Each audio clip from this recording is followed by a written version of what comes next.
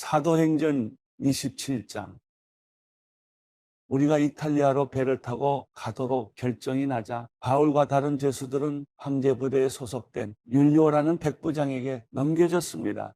우리는 아시아 지방의 해변을 따라 항해하게 될 아드라무떼노호를 타고 바다로 출항했습니다. 데살로니가 출신의 마케도니아 사람 아리스다고가 우리와 동행했습니다.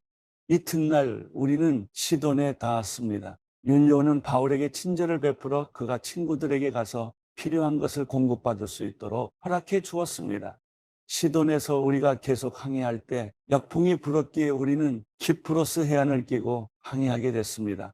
길리기아와 밤빌리아 앞바다를 지나서 루기아 지방의 무라에 상륙했습니다. 그곳에서 백부장은 이탈리아로 가는 알렉산드리아 호를 찾아 우리를 그 배에 태웠습니다. 우리는 여러 날 동안 느린 항해 끝에 가까스로 니도 앞바다에 도착했습니다. 그러나 바람이 불어 우리 항로를 지키지 못하고 살몬의 맞은편 크레타 섬을 끼고 간신히 해안가를 따라 움직여 라세아 도시에서 가까운 아름다운 항구라는 곳에 이르렀습니다. 많은 시간이 소모되고 금식하는 절기도 지났기 때문에 항해가 위험해졌습니다. 그래서 바울이 사람들에게 충고했습니다. 여러분, 내가 보니 우리가 이렇게 계속 항해하다가는 재난에 빠지고 배와 짐이 큰 손실을 입을 뿐 아니라 우리 목숨도 위태로울 것입니다. 그러나 백부장은 바울의 말보다는 선장과 선주의 말을 더 따랐습니다. 그 항구는 겨울을 나기에 적당하지 않았기 때문에 대다수의 사람들이 베닉스에 가서 겨울을 날 수 있기를 바라는 마음에 계속 항해하자고 했습니다. 베닉스는 크레타 섬에 있는 항구 도시로 남서쪽과 북서쪽을 향하고 있었습니다. 부드러운 남풍이 불기 시작하자 그들은 자기들이 바라던 대로 됐다고 생각했습니다. 그래서 그들은 닻을 올리고 크레타 섬 해안을 따라 항해했습니다. 그런데 얼마 지나지 않아 그 섬으로부터 이라굴로라는 태풍이 불어닥쳤습니다. 배가 폭풍에 휘말려 방향을 잡을 수가 없었습니다. 그래서 우리는 배가 가는 대로 내맡기고 표류하다가 가우다라는 작은 섬 아래쪽을 따라 지나면서 간신히 거룻배를 바로잡을 수 있었습니다. 선원들은 그 배를 끌어올리고 아래로 밧줄을 내려보내 선체를 둘러맸습니다. 그대로 가다가는 배가 스르디스 해안의 모래 언덕에 처박힐까 두려워 그들은 닻을 내려 배가 표류하게 했습니다. 우리는 폭풍에 몹시 시달리다 못해 이튿날에는 선원들이 짐을 바다에 던져넣기 시작했습니다. 3일째 되는 날에는 선원들이 배의 장비들을 자기들의 손으로 내던졌습니다. 여러 날 동안 해와 별도 나타나지 않고 폭풍만 계속 불어닥치자 결국 우리는 구조될 모든 소망을 포기했습니다.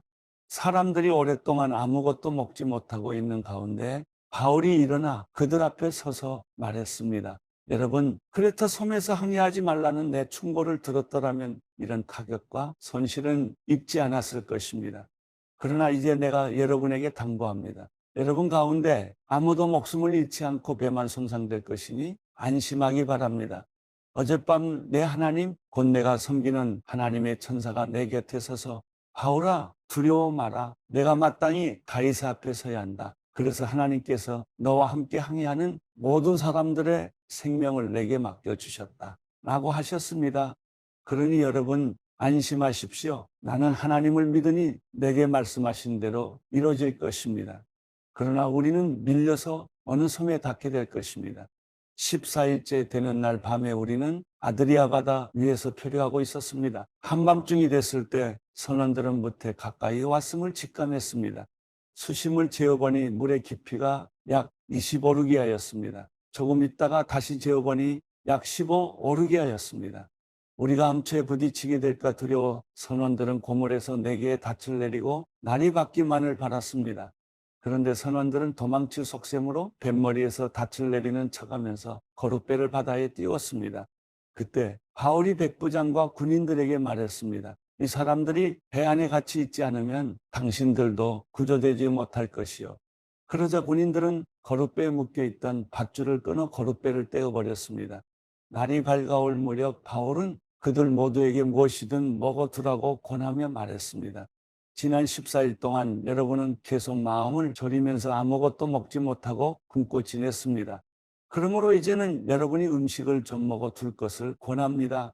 그래야 살아남을 수 있습니다. 여러분 가운데 어느 누구도 머리카락 하나라도 잃지 않을 것입니다.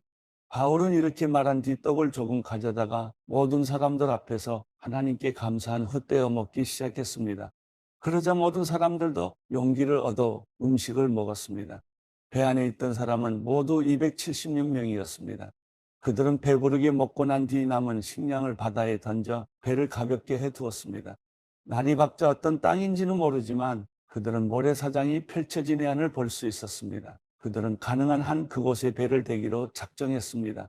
그래서 닻을 끊어 바다에 버리고 키를 묶은 밧줄을 늦추었습니다. 그러고 나서 앞돛을 끌어올려 바람에 맡기고 해안 쪽으로 배를 몰았습니다.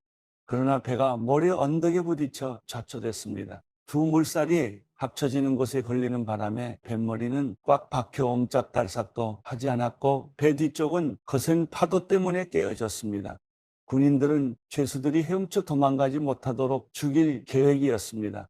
그러나 백부장은 바울의 목숨을 살려줄 생각에 군인들의 뜻을 막았습니다. 그는 수영할 수 있는 사람은 물에 먼저 뛰어들어 육지로 올라가라고 명령했습니다. 남은 사람들은 널빤지나 부서진 배 조각을 붙잡고 나가도록 했습니다. 이렇게 해서 모든 사람이 무사히 육지로 구출됐습니다. 사도행전 28장. 무사히 해안에 도착하고서야 우리는 그곳이 몰타 섬이라는 것을 알았습니다.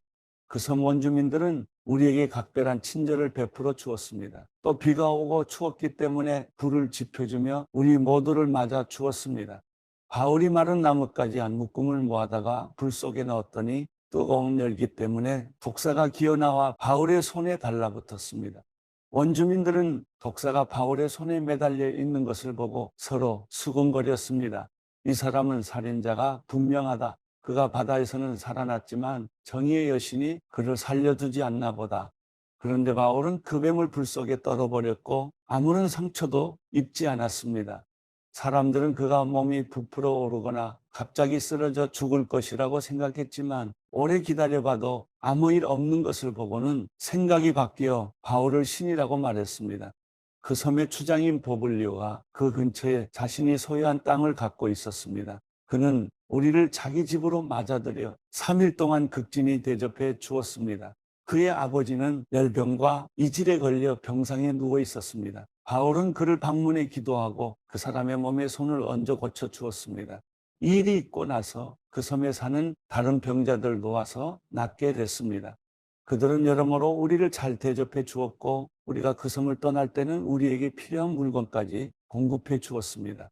석 달이 지난 후 우리는 그 섬에서 겨울을 지낸 알렉산드리아 배를 타고 항해 길에 올랐습니다. 이 배에는 디오스구로라는 쌍둥이 신의 형상이 새겨져 있었습니다. 우리는 수라보사에 닿았고 그곳에서 3일 동안 지냈습니다. 다시 항해를 시작해 우리는 레기온에 도착했으며 이튿날에는 남풍이 일어 그 다음 날에 보디올에 닿았습니다. 보디올에서 우리는 형제들을 만나게 됐고 그들의 초청을 받아 함께 일주일을 지냈습니다. 그러고 나서 우리는 로마에 도착했습니다. 그곳 로마의 형제들은 우리가 온다는 말을 전해 듣고 우리를 맞으려고 아비오 광장과 세여관이라는 곳까지 나와 있었습니다. 바울이 이 사람들을 보게 되자 하나님께 감사하면서 용기를 얻게 됐습니다. 우리가 로마에 도착했을 때 바울은 자신을 지키는 군인 한 명과 함께 따로 지낼 수 있도록 허락받았습니다. 3일이 지난 뒤 바울은 유대 사람 지도자들을 불렀습니다. 그들이 모이자 바울이 말했습니다. 내 형제들이여, 나는 내 동족이나 우리 조상들의 관습을 거스르는 일을 한 적이 없는데도 예루살렘에서 체포돼 로마 사람들에게 넘겨졌습니다. 그들은 나를 신문에 쓰나 사형받을 만한 죄가 없으므로 그냥 풀어주려고 했습니다. 그러나 유대 사람들의 반대로 나는 어쩔 수 없이 가이사께 상소하게 된 것입니다. 이것은 내 유대 동족을 고소할 생각으로 한 것이 아닙니다. 그렇기 때문에 내가 여러분을 만나 이야기하자고 한 것입니다. 내가 이 쇠사슬에 묶여 있는 것은 이스라엘의 소망 때문입니다.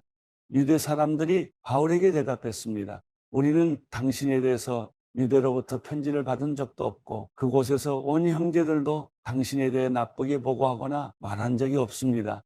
그러나 우리는 당신의 생각을 듣고자 합니다. 이 종파에 대해서는 어디에서든 반대가 있음을 알기 때문입니다. 그들이 바울을 만날 날짜를 정하고 많은 사람들이 그의 숙소로 찾아왔습니다. 그는 아침부터 저녁까지 그들에게 하나님 나라에 대해 증언했고 모세의 율법과 예언서들로부터 예수에 관해 설득시키려고 했습니다. 어떤 사람들은 바울의 말을 믿었지만 믿지 않는 사람들도 있었습니다.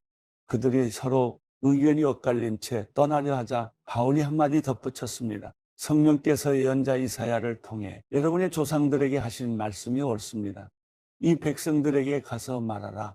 너희가 듣기는 들어도 깨닫지 못하고 너희가 보기는 보아도 알지 못할 것이다. 이 백성들의 마음이 무뎌지고 귀는 듣지 못하고 눈은 감겨 있다.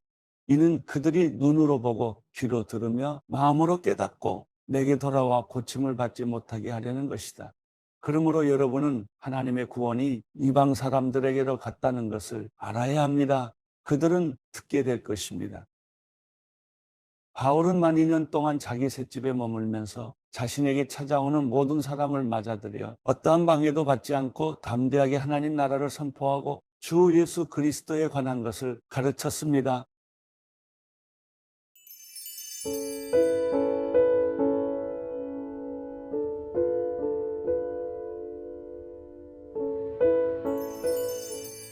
시편 15편.